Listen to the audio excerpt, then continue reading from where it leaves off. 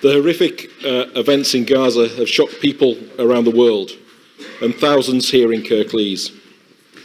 Hundreds have attended meetings to hear first-hand testimony from people who've come from the conflict in Gaza.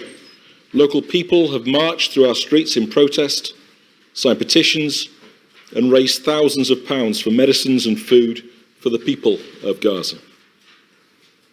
Let's be clear that in calling out the Israeli government for their atrocities in Gaza, we are not in any shape or form excusing the atrocities perpetrated by Hamas on October the 7th.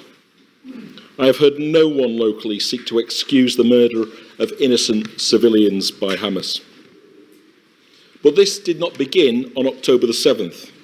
The Palestinian people have been living under the oppression of the Israeli state for decades, and the Israeli government are in breach of international law by continuing to occupy Palestine. Over 30,000 people have been killed, a large proportion of whom are children. 90% of homes have been damaged or destroyed.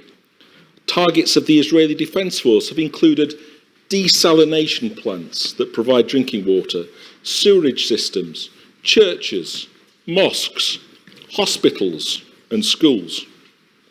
Palestinians have been killed in so-called safe areas where they've been directed to by the Israeli government. There are no safe areas in Gaza.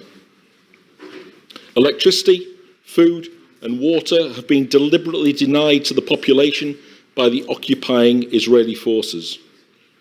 This does not appear to be in any shape or form a targeted operation. It is carpet bombing, and the charge of genocide, whatever the Israeli government's stated intentions are, is utterly justified. The Israeli government actions are the equivalent of the UK government flattening West Belfast in response to IRA bombings. They cannot be justified. And for anyone who says that this is not a local issue, we know that conflict displaces people, and as such, as much as we should be welcoming to refugees and asylum seekers, we should also be doing all we can to call out oppression and call for peace in the world so they can live in their own homes and communities without threat of violence. In the Green Party, we have a phrase, think global, act local. That is usually applied to climate change, but is relevant in this situation in Gaza. Many of us locally opposed apartheid in South Africa, where black people were treated as second-class citizens.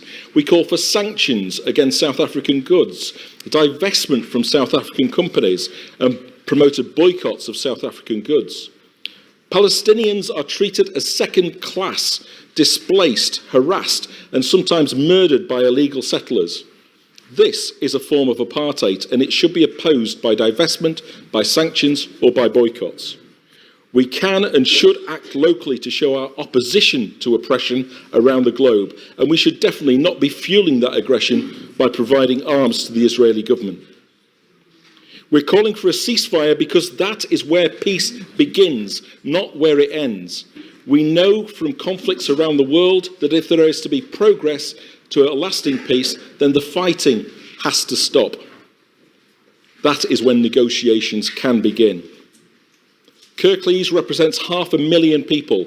Let us show, as the representative body for those people, that we stand against the oppressor and for the oppressed. Please support this motion.